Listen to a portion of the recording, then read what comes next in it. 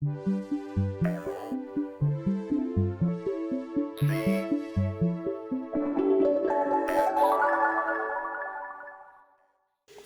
Sketch is a stylus pad controller for your video synthesizer. It's very similar to and inspired by the touchpad controller for the Fairlight CVI. And while it's a perfect partner for the Memory Palace, it can also be used with any of your LZX modules. We'll look at an example of that later, but we'll start with its most obvious use as a perfect controller for Memory Palace. Escher Sketch features X and Y inputs that correspond to your position on the pad, 2 gate outputs, a pressure output, and a velocity output. It also has a CV recorder with a loop functionality. There's also a wonderful light show on the display, but unfortunately my filming lights wash it out. You can see the light show in other demonstrations. In this one we're going to focus on the patching. We're going to start with an extremely basic and fundamental Escher Sketch patch. I have my Memory Palace set to paint mode. I have one of the included stills loaded to the input. I'm going to take the X and Y outputs from the Escher Sketch and plug them to the X and Y inputs on the Memory Palace. I'm going to make sure the CV attenuators are all the way up and the main controls are all the way down. Make sure your rotation and aspect controls are in the middle, and you can pull zoom down pretty low. I'm going to clear that. And now I'm using the included stylus that comes with the Escher Sketch. You can also use your finger. And I'm going to just start drawing that fish. So as you can see, it moves all the way from the left to the right of the screen, from the top to the bottom, based on my XY controls. Next I'm going to take the pressure output, and I'm going to plug that into the zoom control. Pressure has its own sensitivity knob, and what this is going to allow me to do is zoom in on the fish based on how much or how little pressure I'm applying. If I go up to maximum VC,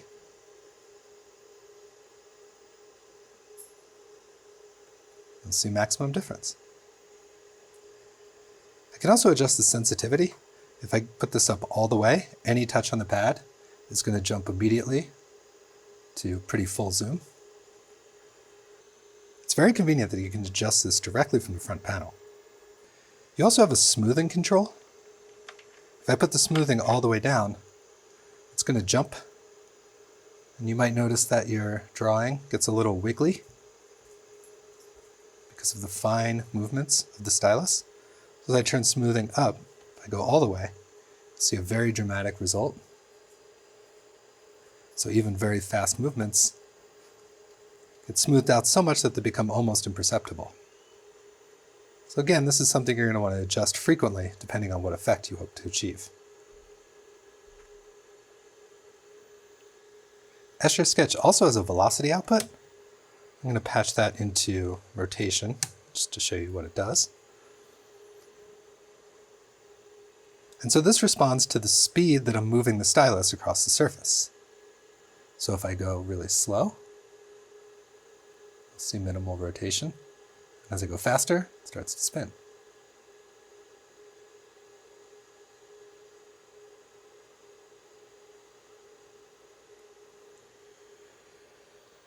Well, this is pretty cool, but I think I'm going to put it into the hue control for now. In this case, I'd rather control the rotation manually with the slider. Finally, you have 2 gate outputs. These can either be triggered with the buttons, or the gate 2 output can be triggered when you apply pressure to the stylus. So I'm going to plug that into the trigger input on the Memory Palace, and this trigger input is set to clear the buffer. So if I push the gate 2 button, the buffer will clear immediately. And then I have a gate threshold. So I'm going to turn this all the way up to start. We're going to get some more stuff in the buffer. There it is. Now with the gate threshold all the way up, I have to push pretty hard on the pad to get it to clear. In fact, it won't clear at all. As I pull this threshold down, there we go. So now we're getting clear on a reasonably hard push. If I pull it all the way down,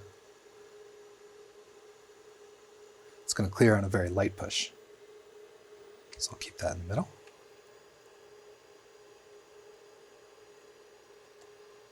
So now every time I start a new drawing, a little bit more, it automatically clears the buffer for me. I'll do it just a little bit more. Similarly, you can use gate 1 to trigger anything else on your system via the button. There's also a constrain function. When you're holding down this button, you can limit yourself to movements either in the X or Y dimension. So if I hold down constrain, you'll notice when I'm moving up in the Y, nothing's happening. It's only registering left to right to left to right. If I let go of the constrain button, I have full movement again. So similarly, I can do it in the Y dimension. And this isn't particularly useful for drawing, but since you can use the Escher Sketch X and Y outputs to control any aspect of your system, there's other scenarios where it's actually very useful. Just going to clear that out. And finally, we have a CV record function. And this couldn't be simpler. You hold down the record button, do a little drawing, and then release the button, and everything's been recorded. To play this back, you simply push the play button.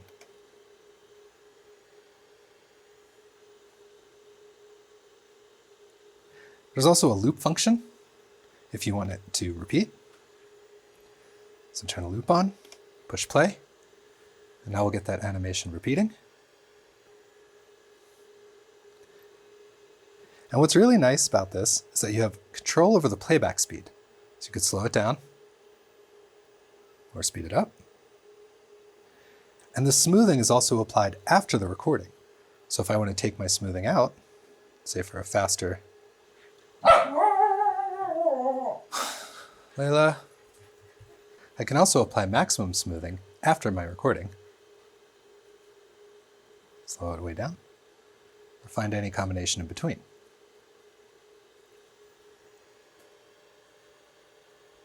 You can overdub into recordings by holding the record button while it's playing back.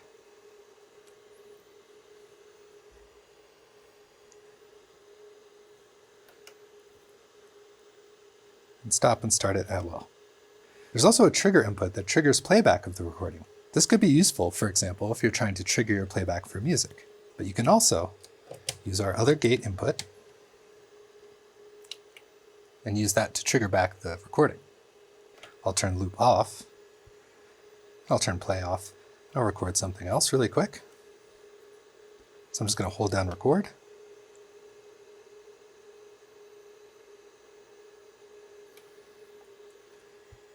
And now every time I want to play back that recording, just trigger it with gate 1.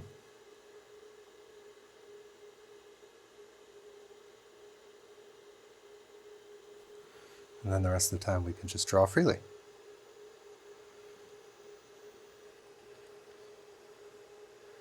And I can control the other parts of the memory palace, the rotation, get this guy swimming, turn my gate threshold up a little bit. So that's some very basic functionality of the Escher sketch. Next, let's look at a more complex patch example. In this patch, we're going to look at something of a more complex use case for Escher sketch. I have a simple pattern based on a gradient still playing off of my memory palace. I'm also using the RGB inputs, and this has a simple pattern coming from a staircase. I have my memory palace set up so that the A channel is using the still input, and the B channel is using my external A RGB input. I have scan turned on to add a little movement, and I have tile turned on as well. So again, I can use my Escher sketch to start to get some basic movement in. And maybe instead of the X and Y inputs into X and Y inputs on the memory palace, we'll do something a little more unusual. Maybe let's go into zoom and aspect. I'm going to keep these controls both 0. Turn up the voltage control.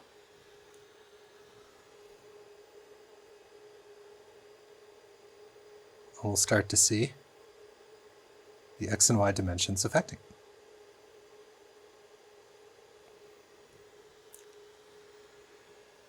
So this goes to show the X and Y outputs can be used for basically anything in your system. To make that point even stronger, I'm going to switch over to the B channel, which is showing my external input. I'm going to mult the X and Y signals, and I'm going to use these to adjust the phase and frequency control on my staircase.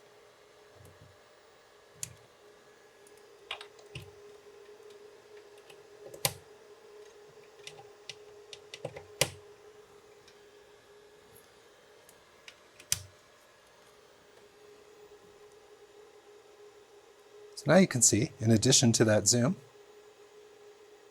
actually let me turn these off for a second so you can see clearly what's going on. So now when I X, getting that control over the phase, and Y, getting control over the frequency.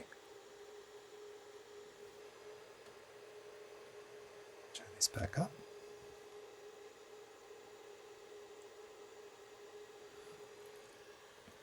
So now I also want to use the Escher sketch to be able to switch between the A and B modes. So I'm going to take a gate output number 1, put that into the trigger input. And I have the trigger input set to control A-B switching. So every time I push gate 1, I switch between my two different signals. And I want to invert the way that this switches, so I'm just going to push the A-B switch once. And so now every time I push the gate 1 button, I get the pattern from my staircase. Every time I release it, I get the other. So I'm going to take the pressure output, and I'm going to put that into something too. Maybe I'll do position Y. And I'll take the velocity output and put that into my rotation.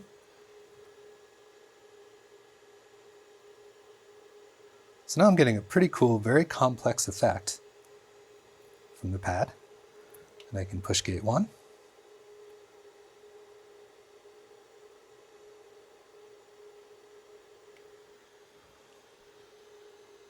And there you go.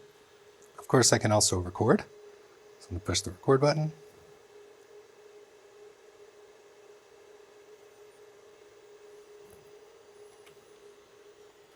Hit playback and loop. Adjust my playback speed so it's pretty slow and pretty smooth. And a little bit smoother.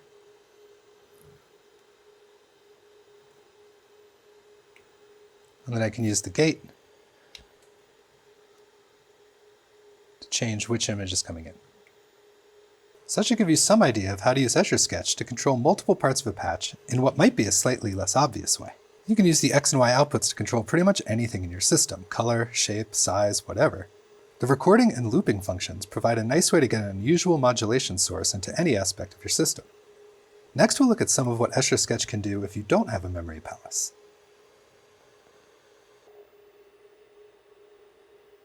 While Memory Palace is a perfect partner for the Escher Sketch, it also works equally well with Expedition modules, or indeed any analog synthesis system. In this patch, I'm using the Escher Sketch in a variety of ways to control different elements of a compositing patch. I have an external video input being keyed with a circle ramp. That's being placed over a pattern being generated by a prismatic ray. You can see I have my x-axis of control, which changes the size of the circle in the middle. It also has some effect on the background pattern. I have my y-axis control, which is mostly controlling the background. You can see it easier if the circle is smaller. And I also have the gate to give me a different color variation on the background. And the pressure is controlling the opacity of the circle in the middle. I'm not going to break down the entire patch in this case, but we will go over the ins and outs of getting the Escher Sketch to perform in this context. So now I've taken the Escher Sketch out of the patch so I can demonstrate how we patched it in. I have 3 layers patched into the marble index. I have a mix from color chords in the background. That's the pattern that you see on the screen. I have an alternate colorway of that same pattern patched into channel A. On channel B, I have external video playing off of a computer. So the very first thing I'm going to do is take the pressure output of the Escher Sketch and plug that into the opacity voltage control. So now, as I apply more pressure, I get more opacity on the video. But one of the things I love doing with Escher Sketch or any modulation source is use them in combination with bridge and passage to get more complex and interesting results. In this case, I'm going to take a key from doorway, and this is just keying a basic circle ramp.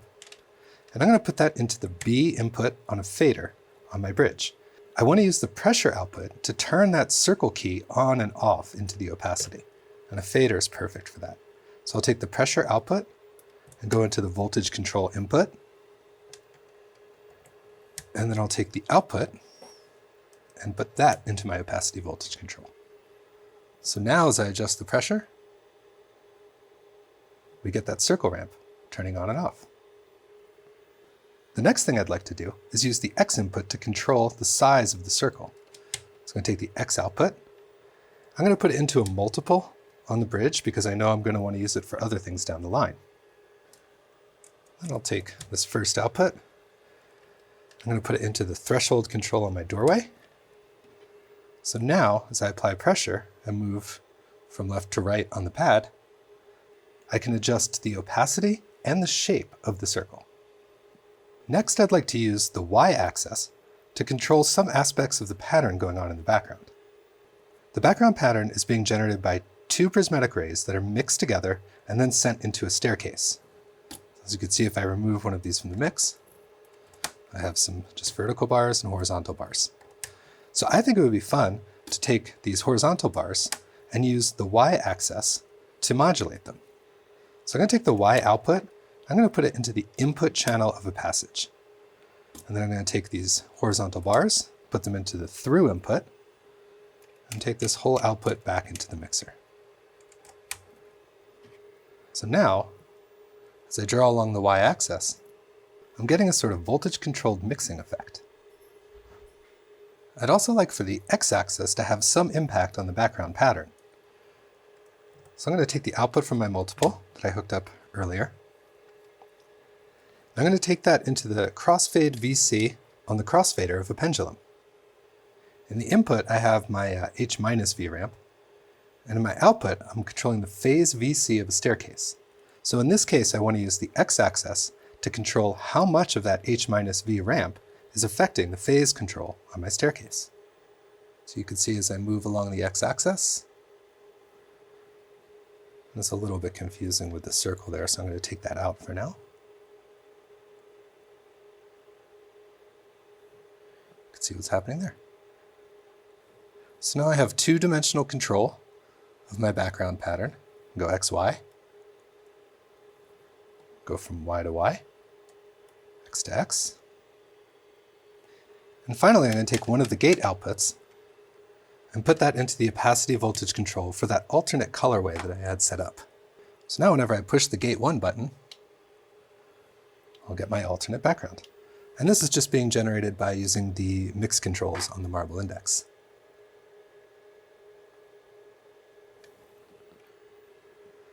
So I'm going to pull the opacity on this back up.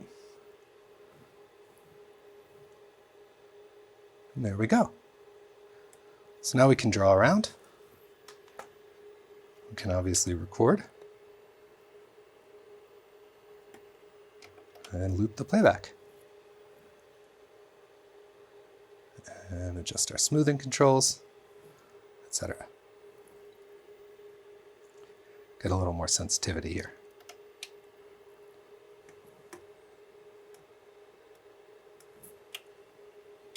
Now obviously there are a lot of other contexts where this kind of setup would make sense. If you had a navigator, for example, you could use this to control the XY and maybe pressure in the rotation. But a few techniques I'd really urge you to explore are using outputs from more than one destination, and also using the outputs to control things like a passage or a crossfader. I find that this can give more interesting and elaborate results. Thanks for watching. I hope you enjoyed this video, and as always, please leave any questions or ideas for future videos in the comments below.